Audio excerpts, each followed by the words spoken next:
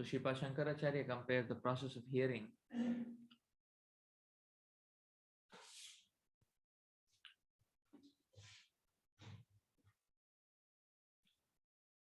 to taking bath and cleansing one's heart. And therefore he recommends every single day one should take bath with the nectarine instructions revealed in the Shastras.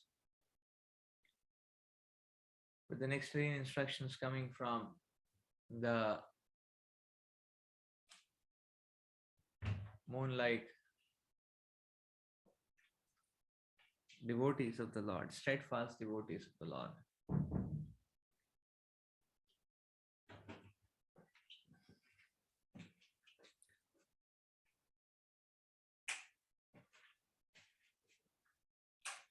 Srimad Bhagavatam explains how different subject matters of this mundane world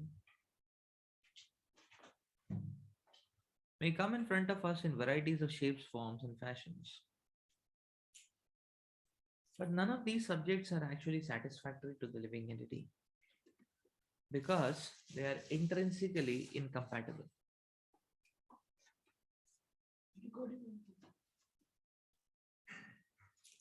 They are intrinsically incompatible.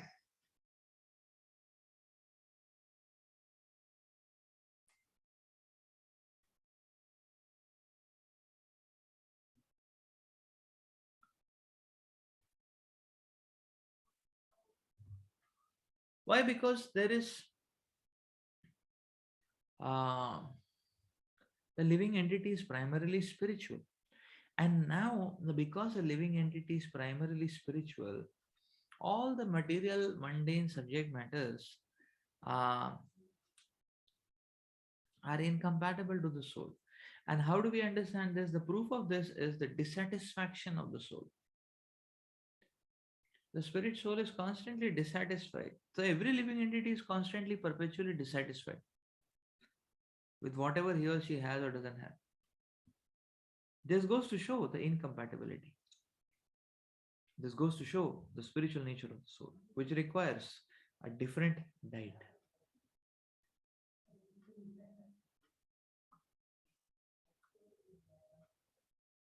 And therefore, Srila Jiva Goswami and Srila Sridhar Swami, they speak about glorifying Bhakti Yoga, that the process of bhakti, which primarily constitutes of hearing the glories of the Lord, the process of bhakti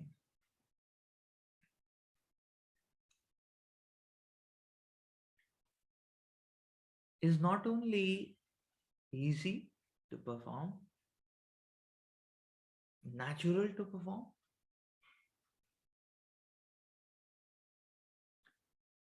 without any troubles,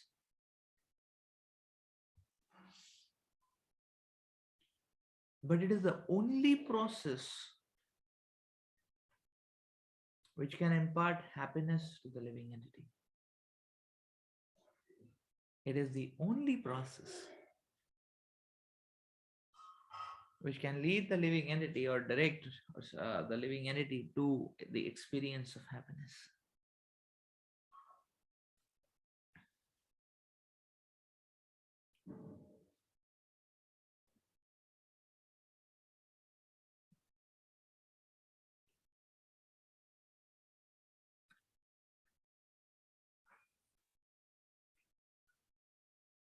So Srimad Bhagavatam describes that with the touch of Krishna, the, the touch of Krishna loosens the grip of the ropes of the material world. So immediately as soon as Krishna Katha falls in one's life, all his ropes of conditioning start getting loosened.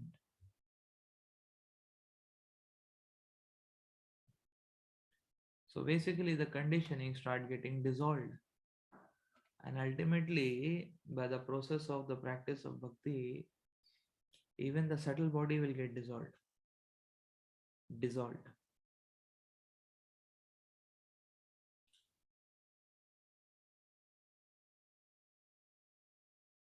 So just like sometimes in cleaning, if you put an acid, uh, then the acid actually dissolves all the impurities, and what remains is the shining, clean surface, or slab, or so. So it dissolves the impurities, and what remains is the shining, clean. All the impurities, the layer of impurities, is completely gone. The same thing is what the process of hearing does actually.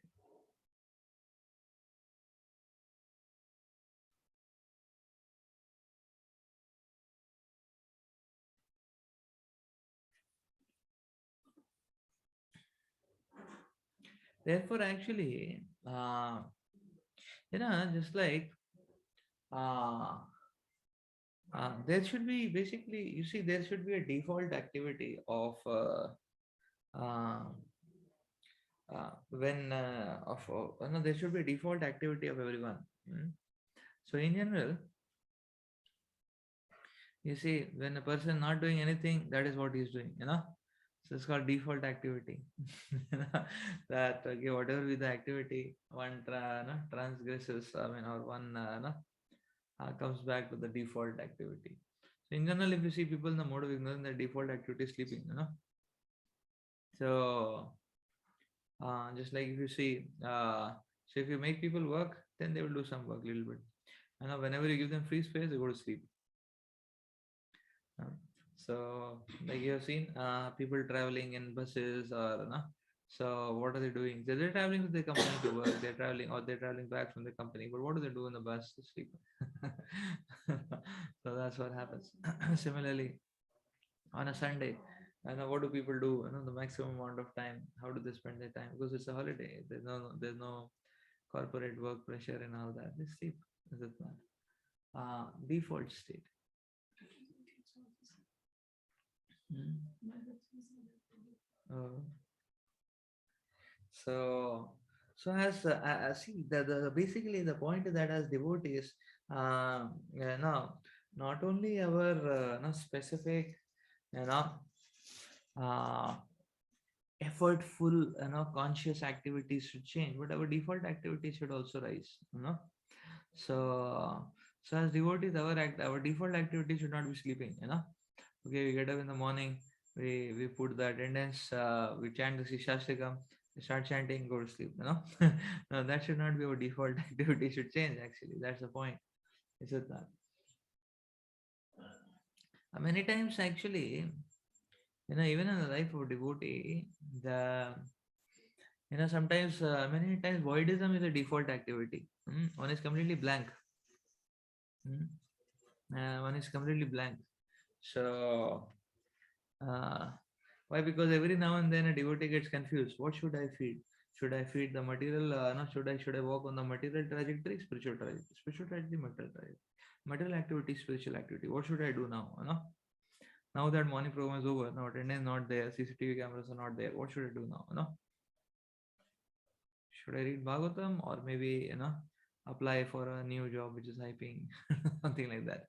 So so there are always these trajectories, and many times one wants to do the material activity owing to material desires, but then one is there is some sort of calling from within, and then one wants to one is thinking, evaluating, considering doing some spiritual activity, but then there is some hesitation, or there is some laziness, or there is some procrastination. So, so confusion. So this is voidism. This is not. Now Acharya is saying that the default activity of a sadhaka should be hearing. That's the point. Should be hearing. No.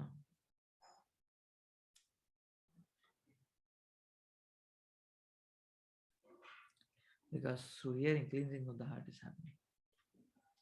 So, so hearing of Krishna Katha uh, is emphasized in that fashion. Because simply by hearing the Krishna Katha, the Lord becomes established in the heart.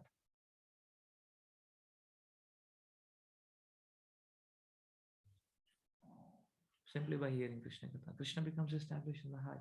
And when Krishna becomes established in the heart, then all the Just like Srila Krishnadas Kaviraj Goswami is telling, Lord Gaurahari is like a transcendental lion. And when the lion comes in the heart, that's like when the lion enters the cave, all the rodents and rats and cats, bats, snakes, all of them will flee away. All of them will, flee away. Is it not? Why? Because the lion has entered. Similarly, Lord Gaur Hari enters our hearts. All our anarthas, the rodents and cats and bats and rats uh, of anarthas will all flee away actually. So, so therefore, uh,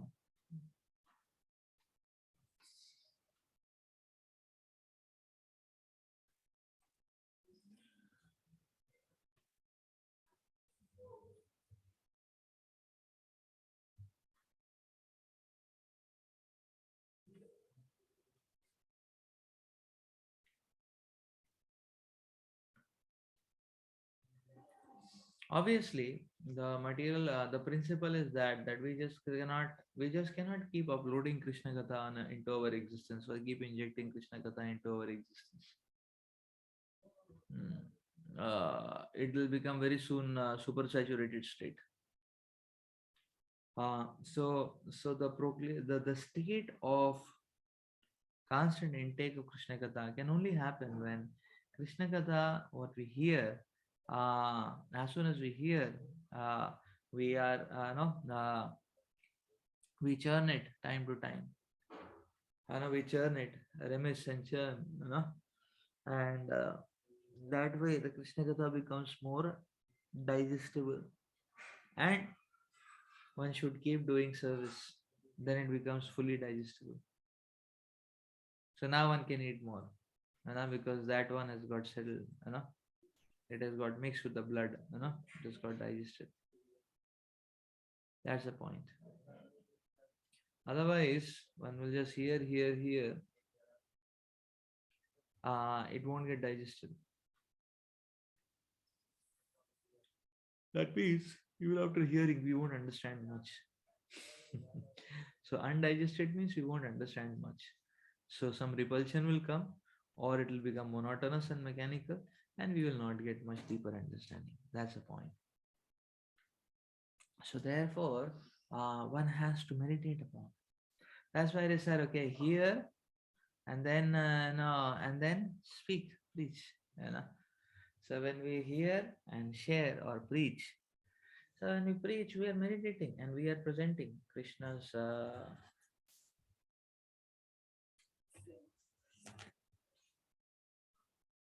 When we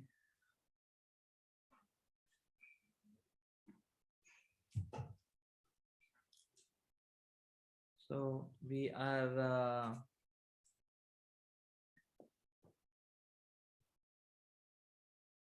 so therefore preaching because we can churn and then one should engage himself in service. Yeah, so preaching involves churning also, and preaching involves seva also. You know, so preaching involves seva also. Mhm. So that's a very nice package actually, and then one can just go on hearing. One can just go on hearing and hearing and hearing. So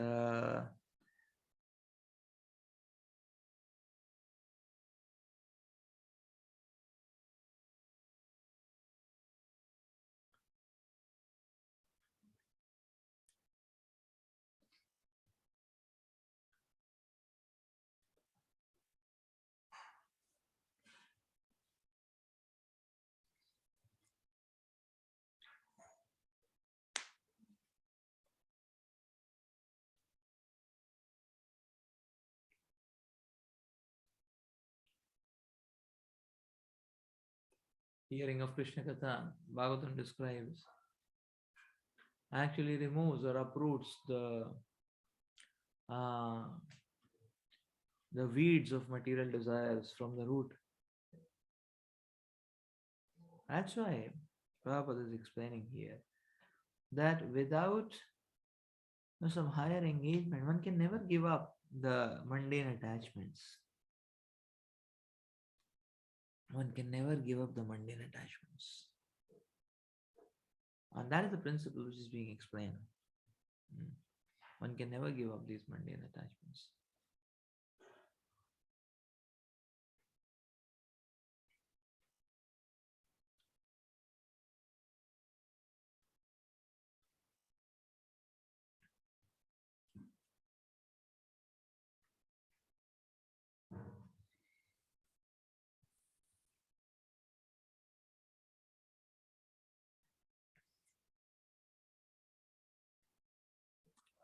So, hearing of Krishna Katha not only see on one level it gives us visions and directions where to go.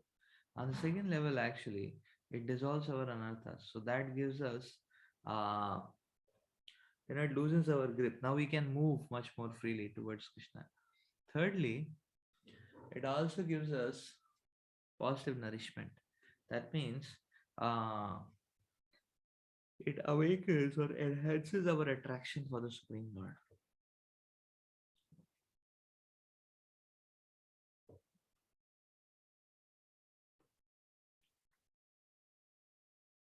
And it also gives us further protection from anarthas. So hearing of Krishna Katha is very, very powerful.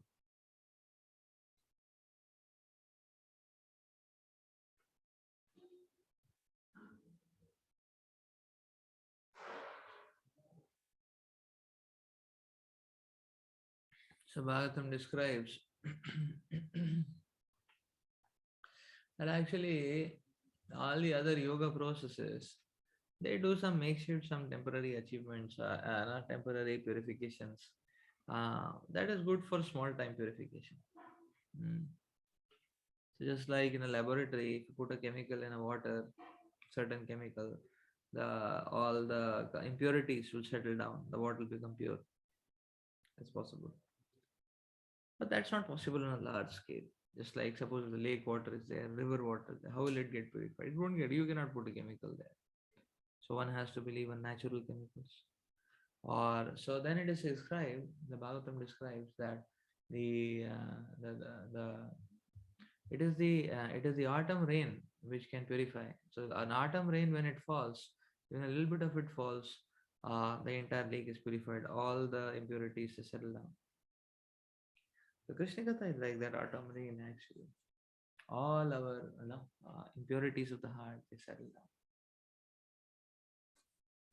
Let's read further. Expecting the Lord's mercy.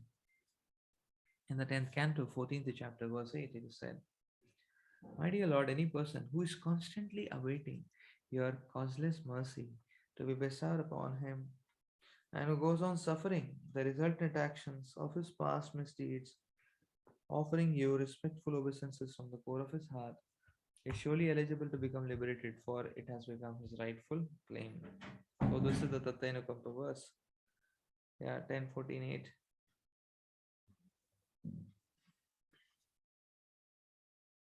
The statement of Srimad Bhagavatam should be the guide of all devotees. A devotee should not expect immediate relief from the reactions of his past misdeeds. No conditioned soul is free from such reactionary experiences. Because material existence means continued suffering or enjoying of past activities. If one has finished his material activities, then there is no more birth. This is possible only when one begins Krishna conscious activities, because such activities do not produce reaction. Therefore, as soon as one becomes perfect in Krishna consciousness activities, he is not going to take birth again in this material world. A devotee who is not perfectly freed from the resultant actions should therefore continue to act in Krishna consciousness seriously, even though there may be so many impediments. When such impediments arise, he should simply think of Krishna and expect his mercy. That is the only solace. If the devotee passes his days in that spirit, it is certain that he is going to be promoted to the abode of the Lord. By such activities, he earns his claim to enter into the kingdom of God. The exact word used in this verse is Dayabhag. Dayabhag refers to a son becoming the lawful inheritor. Hmm? Sons becoming the lawful inheritor of the property of the father. Daya bhak. In a similar way, a pure devotee is prepared to undergo all kinds of tribulations. In executing, Krishna conscious deities becomes lawfully qualified to enter into the transcendental abode.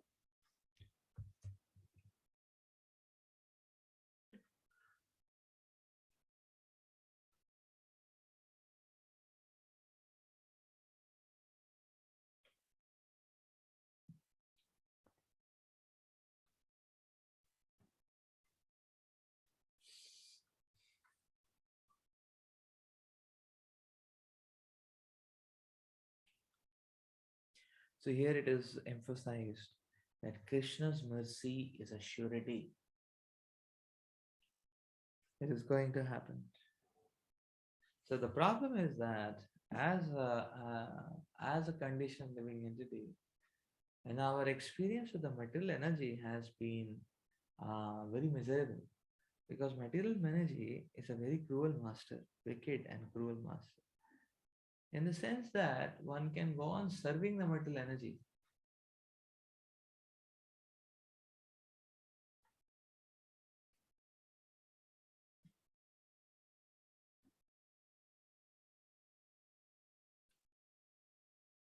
but still there is no surety that one will achieve what one desired to. So material energy does not give remuneration. The material energy simply gives titillation, is it not? Material energy doesn't offer remuneration at all. It simply gives titillation. That's all, is it not? So, uh, so material energy, one is just uh, seeing the carrot ahead of him. That's what the point. The titillation, no remuneration. And therefore, material energy, very wicked master. One can go on serving and serving and serving, but get nothing in return. Actually.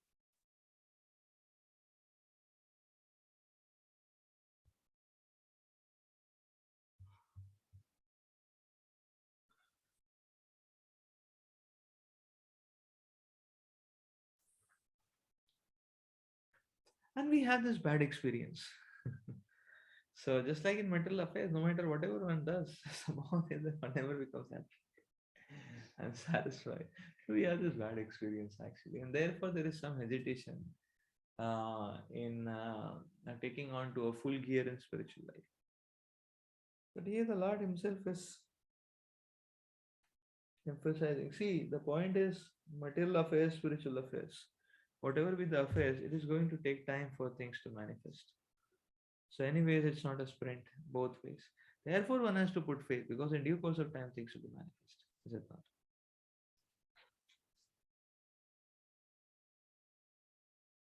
Therefore, we need to keep association of devotees who are experiencing this nectarine flow of Krishna consciousness in their lives. That's the point.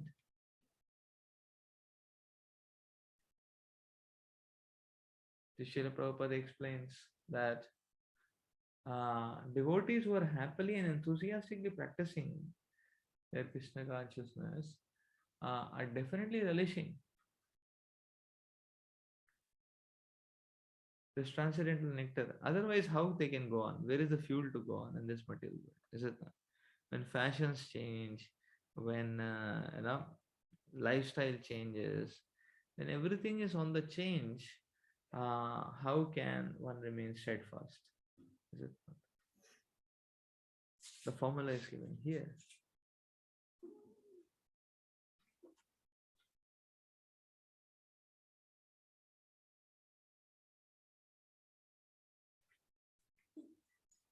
So artificially one cannot pull on with the material energy. Artificially to pull on is impossible. It is only possible by spiritual strength. That is why in Vaishnava Achar we give a lot of emphasis, or we give a lot, we give a lot of weightage to devotees executing Krishna consciousness uh, uh, for many years. Because to go on executing means that one has to experience the taste. Otherwise, it'll be impossible to go on. So we are saying devotees enthusiastically practicing means they are tasting and relishing, and one should keep association of such devotees, not devotees who are in a confused state, paralyzed state, diluted state. Uh,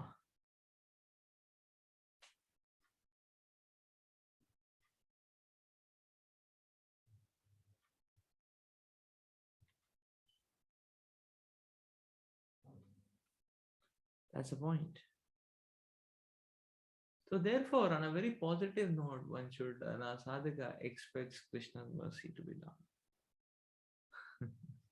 So he's expecting the Supreme God. He's expecting Krishna's mercy, is it not? It's a very healthy, uh, and thus it is being said that actually such a devotee, he is prepared to undergo all kinds of tribulations, but he doesn't give up execution of Krishna consciousness.